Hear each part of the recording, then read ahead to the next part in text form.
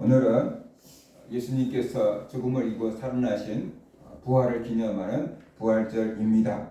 예수님께서는 십자가를 지시기 바로 전날 제자들과 함께 마지막 만찬을 나누셨습니다. 그 자리는 단순한 식사 자리가 아니었습니다.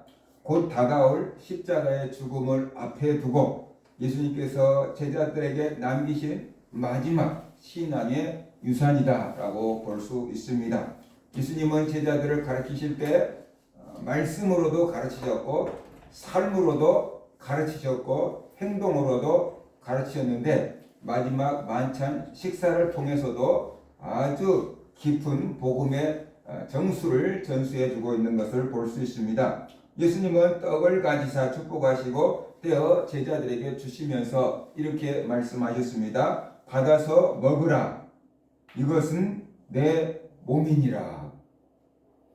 그 말씀을 듣고 제자들은 굉장히 의아해했겠죠. 우리는 매년 부활절마다 고난주간마다 들은 말씀이니까 이 떡이 예수님의 몸을 상징하는 거구나 라고 알게 되겠지만 제자들은 그런 경험이 없잖아요.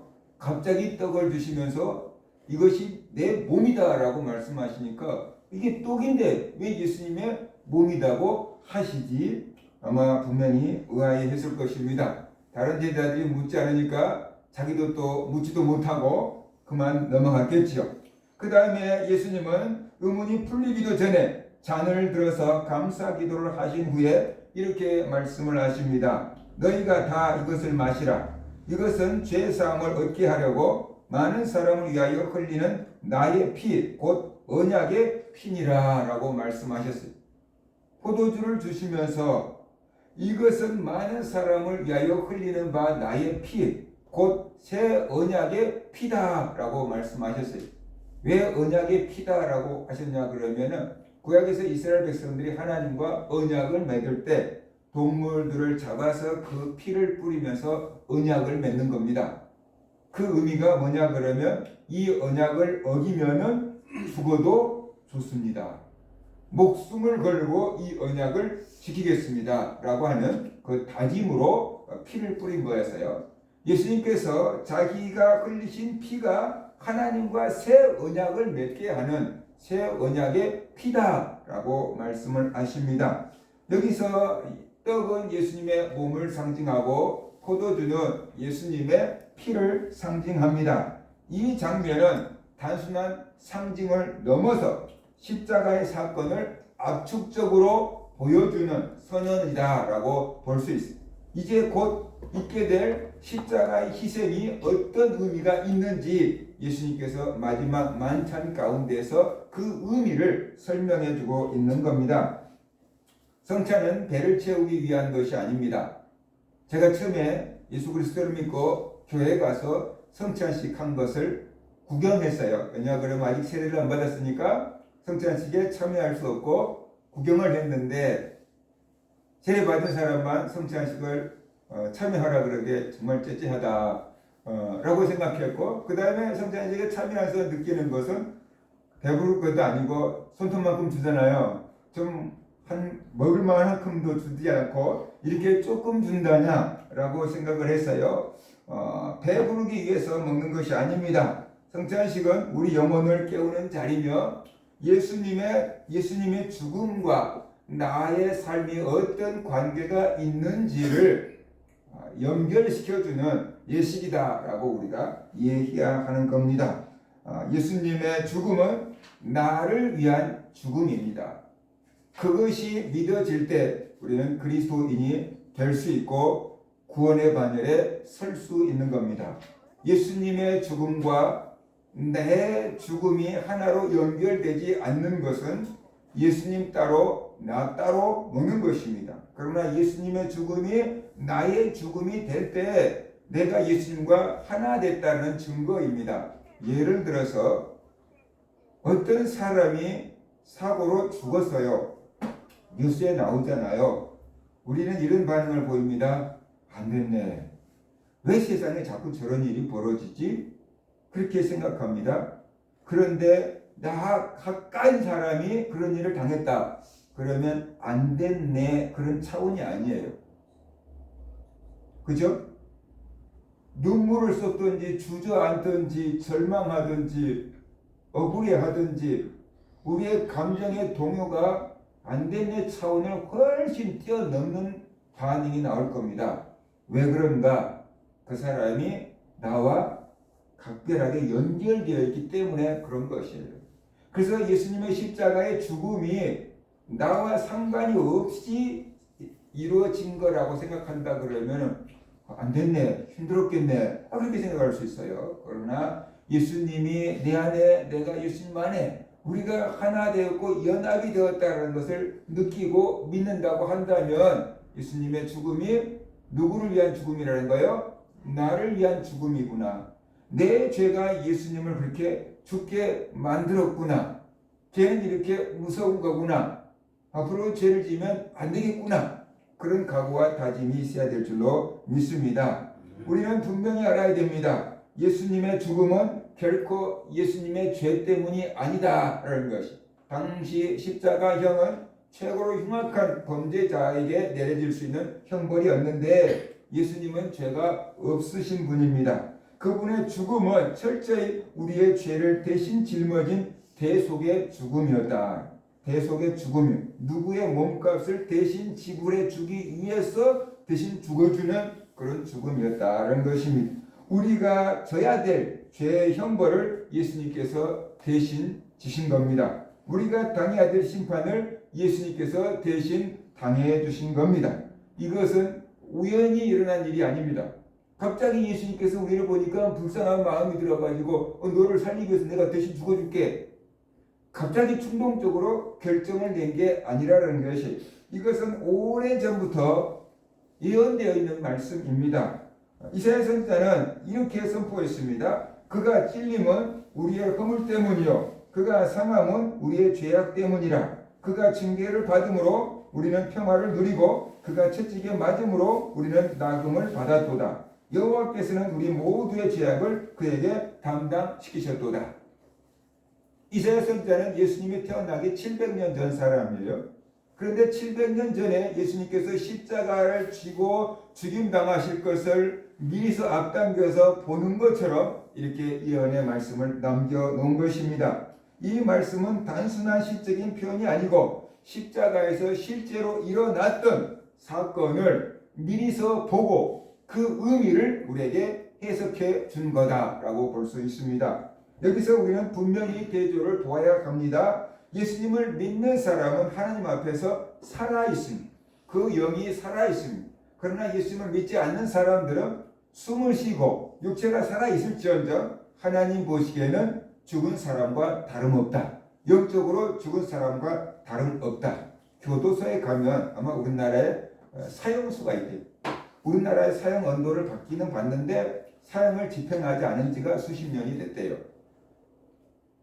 그러니까 사형 언도를 받았지만 자연사 할 때까지 감옥에서 계속 사는 거예요. 그런데 정권이 바뀌고 그러면 언제 어떻게 될지 모르는 거죠. 그죠? 그러니까는 이미 사형 언도는 내려졌고 집행이 지금 유예되고 있는 상황인 거지요. 그처럼 하나님 보시기에 육체적으로는 숨을 쉬고 있지만 영적으로는 이미 사형 언도를 받은 사람들이 많다라는 것이. 먹고 마신다는 것은 믿음으로 받아들인다라는 뜻입니다. 예수님은 충격적인 표현을 사용하셨습니다. 내 살을 먹고 내 피를 마셔야 한다라고 말씀하셨습니다. 그래서 초대 교회에서는 기독교인들을 야만인 취급을 했어요. 어떻게 예수님의 살을 먹고 예수님의 피를 먹냐라고 안 믿는 사람들이 오해를 했던 것입니다. 이 말씀은 육체적으로 예수님의 살을 먹고 피를 마시라라는 의미가 아니지요. 그것을 믿음으로 받아들이라라고 하는 영적인 얘기다라는 것이. 예수님의 살을 먹는다는 것은 예수님의 십자가의 희생이 나를 위한 것이구나라는 것을 받아들이는 것. 그것을 의미합니다. 더 나아가서 내 삶과 운명을 그 십자가에 온전히 맡기는 것을 얘기하고 있습니다. 예수님의 피를 마신다는 것은 그분의 보혈이 내 죄를 깨끗하게 씻었다라는 거예요. 하나님의 법에 의하면은 죄는 피로 씻어집니다. 피 흘림이 없은즉 사함이 없다 그랬잖아요. 왜 피가 죄를 사하는가? 그 의미는 이겁니다. 죄값은 사망이에요. 그죠? 죄값은 사망인데 피를 흘렸다는 것은 누군가가 죽었다는 죄값을 받았다는 것. 그래서 피를 흘리면은 죄가 이제 어떻게 해요? 용서가 되는 것이죠. 그래서 예수님의 피를 마신다는 것은 예수님의 보혈이 내 죄를 완전히 씻었다라는 사실을 믿는 겁니다. 그래서 예수님께서 이렇게 말씀을 하셨어요. 내 살을 먹고 내 피를 마시는 자는 영생을 가졌고 마지막 날에 내가 그를 다시 살리리니 내 살은 참된 양식이요 내 피는 참된 음료로다.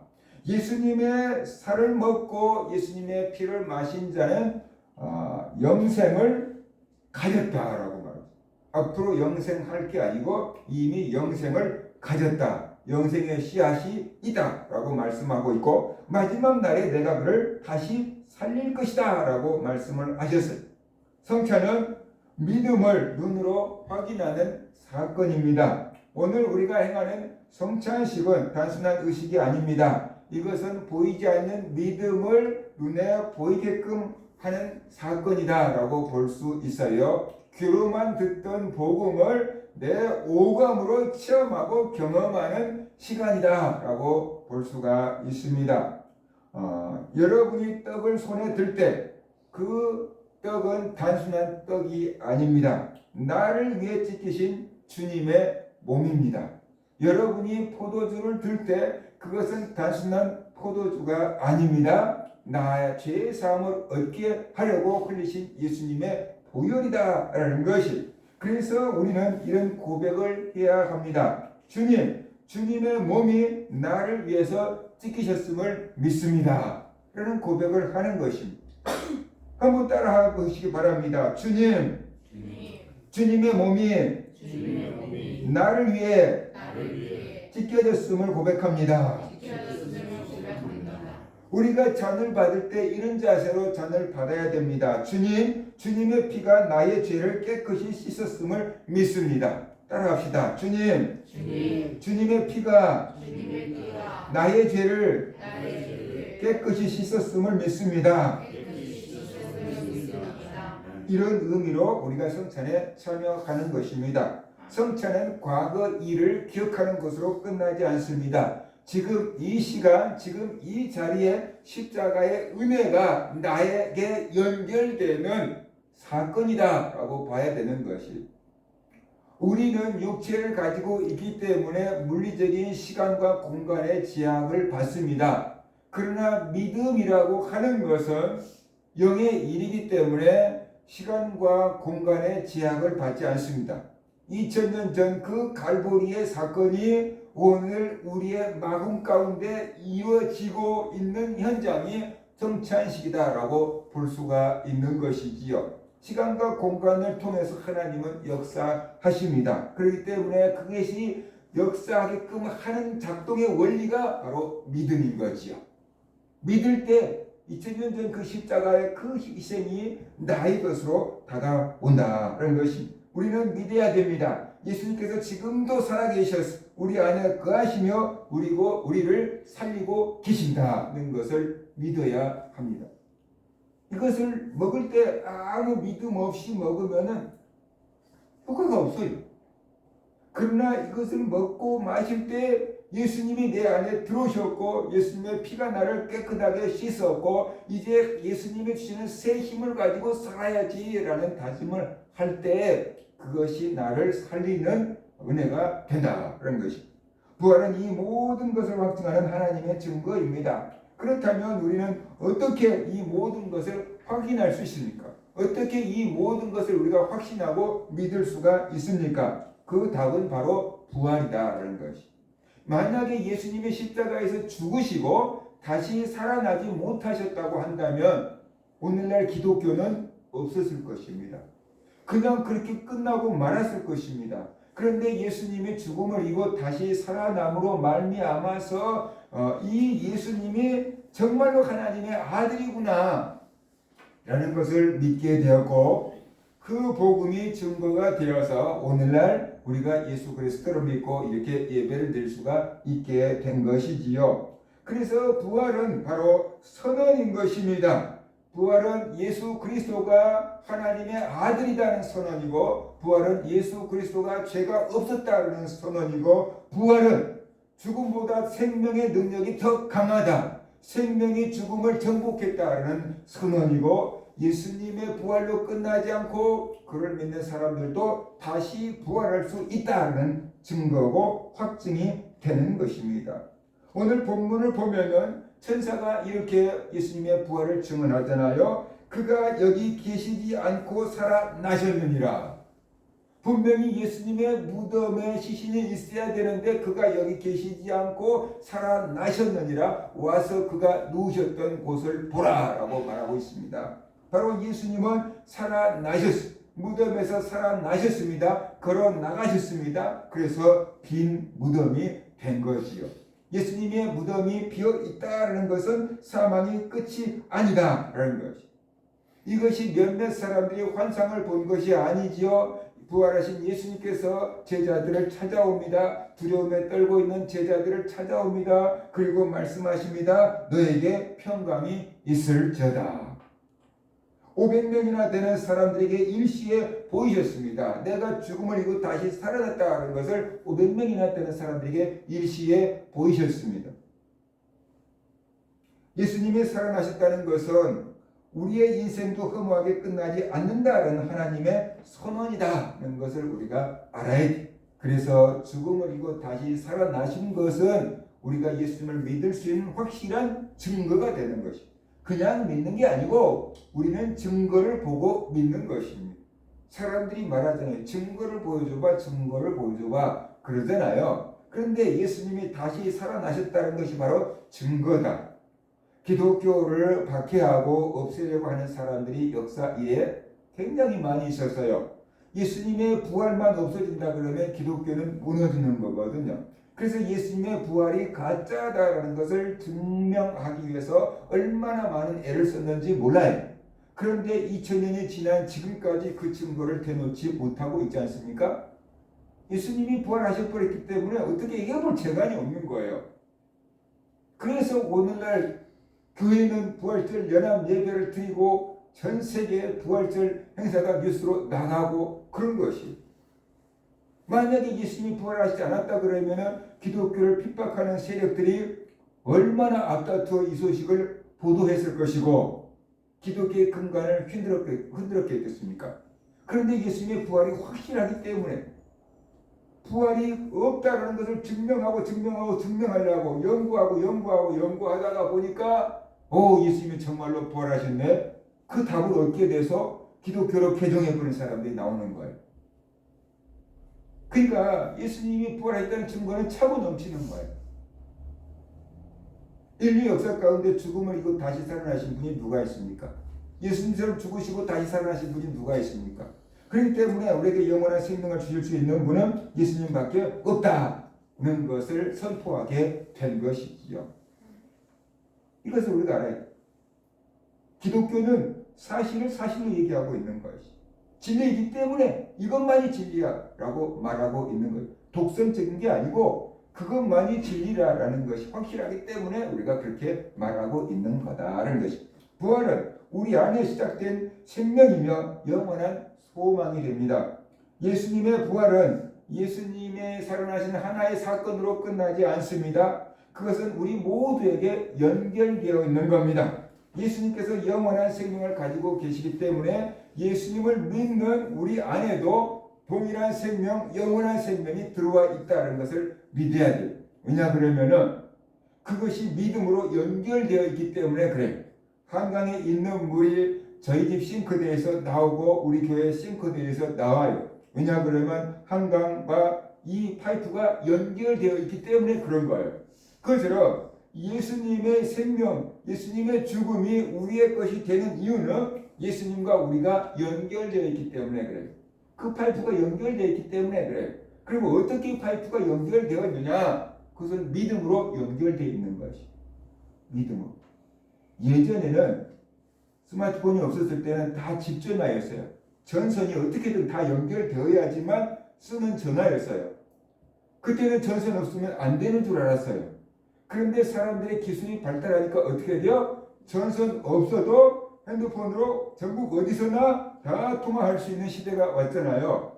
눈에 보이는 전선이 없어졌음에도 불구하고 예전보다 더 좋은 음질로 우리가 통화를 할 수 있고 심지어 영상통화까지 할 수 있다는, 사람이 만든 세상도 이 정도라는 거예요. 그렇다고 한다면 영의 세계는 더 엄청나지 않겠습니까? 그래서 우리가 믿을 때 2000년 전 예수 그리스도의 십자가의 죽음과 부활이 나의 죽음과 나의 부활로 연결된다는 것이. 그래서 십자가에서 죽으신 것은 예수님이지만 그 덕으로 얻게 된 영원한 생명이 우리의 것이 되고 우리가 그 영원한 생명을 누릴 수 있게 되는 겁니다. 그 방법이 뭐라고요? 믿는 거예요. 내가 예수 그리스도를 구주로 믿는 거예요. 그러면은 그 예수 그리스도의 생명이 우리에게 주어지는 거다. 너무나도 간단한 건데 사람들이 이것을 믿지 않고 의심하기 때문에 주님이 주신 생명을 받지 못하고 있는 것이. 하나님은 우리에게 믿음을 요구합니다. 믿음이 없이는 하나님을 기쁘시게 할 수 없나니. 그래서 그 믿는 그것을 보고 우리에게 영원한 생명을 주는 겁니다. 우리는 힘쓰고 애쓸 것이 아니고 믿으면 되는 거예요. 예수 그리스도의 십자가가 나를 위한 죽음이구나. 나를 살리기 위한 죽음이구나. 예수님이 부활하셨다는 것은 예수님만이 유일한 생명의 주인이라는 증거구나. 예수 그리스도를 믿을 때 내 모든 죄가 용서받고 영원한 생명을 얻을 수 있는 길이구나 라는 것을 믿고 이제 예수님 나의 구주로 영접합니다. 나에게 영원한 생명 은혜를 주옵소서 라고 영접하면은, 믿으면, 기도하면 그 예수님의 생명이 여러분의 생명이 될 줄 믿으시기 바랍니다. 아멘. 우리는 단지 미래의 영생을 얻는 존재가 아닙니다. 예수 믿는 사람들이 생각합니다. 내 죽으면 천국 가겠지. 그거 당연한 거죠. 그러면 지금 삶은 어때요? 이미 우리에게 영원한 생명이 주어져 있다라고 성경은 말씀하고 있습니다. 앞으로 영원한 생명을 주실 거다라는 게 아니고 이미 영원한 생명이 우리에게 주어져 있는 것입니다. 영원한 생명이 우리 안에서 이미 시작되어 있는 것입니다. 그리고 주님께서 다시 오실 때 우리도 반드시 부활하게 될 거다라고 말씀을 하셨어요. 그러니까 우리는 흔들리지 않는 소망을 가져야 됩니다. 앞으로 주실 거야 기대해, 그게 아니고 이미 우리 안에 영원한 생명이 있는 것이에요. 티켓이 다 예약되어 있는 것이에요. 그리고 그날 되면 부활하게 될 거예요. 그러니까 두려워할 필요가 없고 주님 안에서 평안을 누리며 소망을 가지고 살아야 한다라는 것입니다. 그래서 교회의 절기는 고난주간으로 끝나지 않고 고난주간이 끝나면 바로 뭐가 와요? 부활주일이 찾아오는 것입니다. 우리의 인생이 고난주간으로 끝나버린다고 하면 얼마나 비극적이겠습니까? 그죠? 근데 예전부터 모든 소설은 거의 다 해피엔딩으로 끝나고 요즘에는 조금 열린 결말 좀 다르게 해보자 라고 해석하는 건데 결국은 비슷한 거예요. 그죠? 고난주간으로 끝나지 않고 부활절이 찾아온다라는 것을 우리가 알아야 돼요.